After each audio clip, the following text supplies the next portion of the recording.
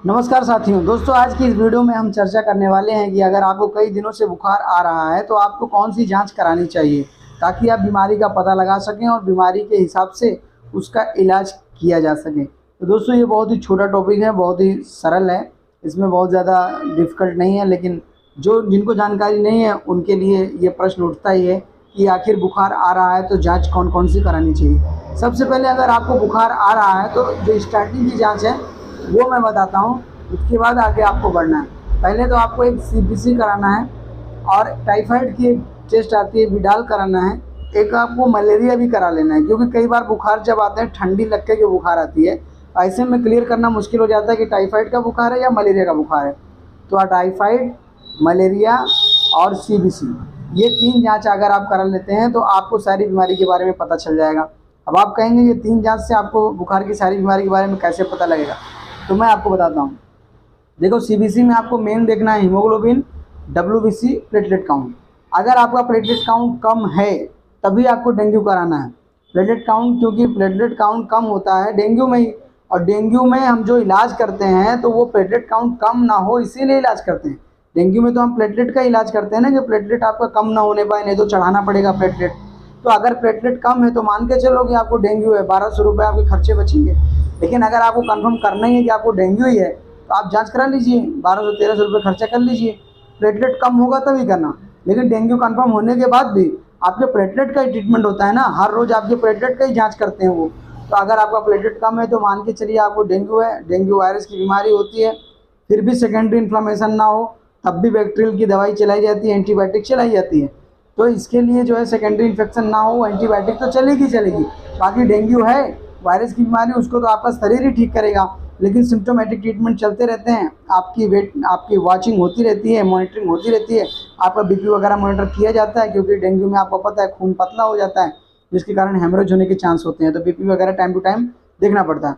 अब बात करता हूँ, हीमोग्लोबिन कम होगा तो समझ लीजिए ब्लड आपका कम है। डब्ल्यूबीसी हाई होगा तो समझिए ब्लड में इन्फेक्शन है। अगर 10,000 से ऊपर डब्ल्यूबीसी है तो समझिए ब्लड में इन्फेक्शन है। एंटीबायोटिक की डोज वगैरह सुबह शाम आपको लगेगी। एंटीबायोटिक कौन सी लग सकती है? सेफ्ट्रिक्सोन सल्फेक्टम आपको आईवी के द्वारा स्लोली एकदम। सेफ्ट्रिक्सोन सल्फेक्टम बहुत ज़्यादा नुकसान करता है।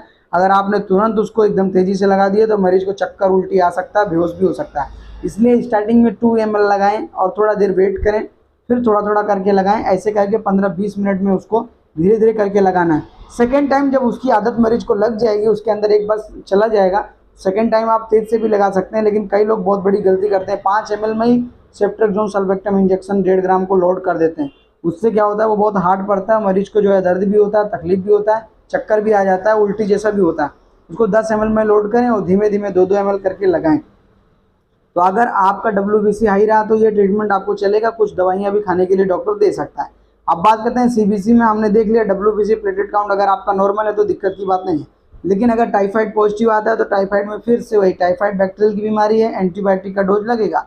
अगर पेशेंट दवाई खाने से नहीं ठीक हो रहा तो इंजेक्टेबल में लगेगा। सेफ्ट्रिक्सोन सल्फेक्टम टाइफाइड में आप आसानी से दे सकते हैं आईवी के द्वारा, स्लोली दिन में 2 बार, 12 घंटे में 2 बार, मतलब 12-12 घंटे पे 24 घंटे में 2 बार, और करीब 3 दिन सुबह शाम चालू रखें या तो 5 दिन। वैसे तो 5 से 7 दिन का कोर्स होता है, लेकिन सबके बस की बात नहीं होती कराना, वो 3 दिन करा लें तो भी बहुत है। अब इसमें कुछ दवाइयाँ देनी पड़ती हैं आपको, एंटीबायोटिक वगैरह सुबह शाम। बाकी लक्षण के अनुसार, बुखार आ रहा है तो बुखार की दवा SOS, ज़रूरत पड़ने पर ही बुखार की दवा लें। कई लोग सुबह शाम दिन में 3 बार ऐसे दवा लेते हैं, वो नुकसान करती है। तो बुखार की दवा बुखार आने पर। अब बात करते हैं, टाइफाइड को हो गया। अब बात करते हैं मलेरिया।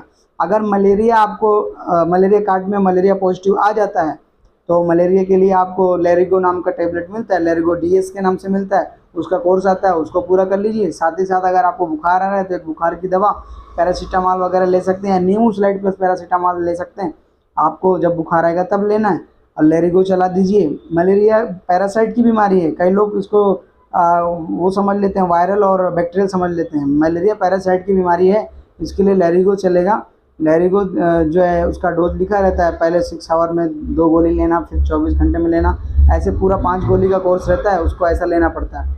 तो सीबीसी, विडाल और मलेरिया कार्ड, ये 3 जांच अगर आपको बुखार आ रहा है, नॉर्मली है, तो ये कराना चाहिए, और इसी से आप सारे अंदाज लगा सकते हैं। और 5 दिन के ट्रीटमेंट के बाद भी अगर आपको नहीं ठीक हो रहा है तब आपको आगे ट्रीटमेंट की ओर, आगे जो है जाँच की ओर बढ़ना है। तब लीवर की जाँच, किडनी की जाँच, हार्ट की जाँच, आप बाकी जाँच करा सकते हैं। लेकिन नॉर्मली अगर वायरल फीवर है तो ये जांच आपको करानी चाहिए 4-5 दिन से। अगर बुखार आ रहा है तो ये सारे जांच से आपके शरीर की पूरी जानकारी मिल जाएगी और एक डॉक्टर को जांच करके इलाज करने में बहुत आसानी होगी और आपको भी मन को संतुष्टि मिलेगी कि मेरा जो है ब्लड रिपोर्ट के हिसाब से इलाज हो रहा है और आपको बीमारी के बारे में पता है। जांच से ये कंफर्म हो जाता है कि बीमारी है क्या, डायग्नोसिस पता चल जाता है। तो अभी के लिए बस इतना ही। आपको मैंने इस वीडियो में बताया कि किस बुखार के लिए आपको कौन कौन सी जांच करानी चाहिए। तो 4-5 दिन से बुखार है तो ये सारी जांचें करा लीजिए। तो अभी के लिए बस इतना ही।